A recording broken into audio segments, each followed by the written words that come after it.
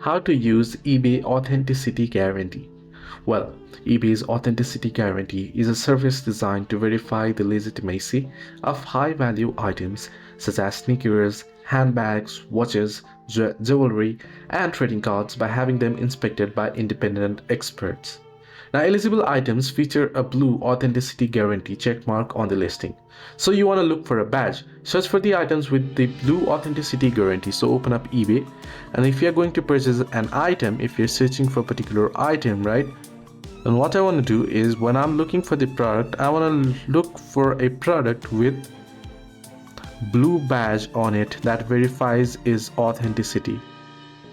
If there is no any blue badge, it means the authenticity has not been verified and not guaranteed.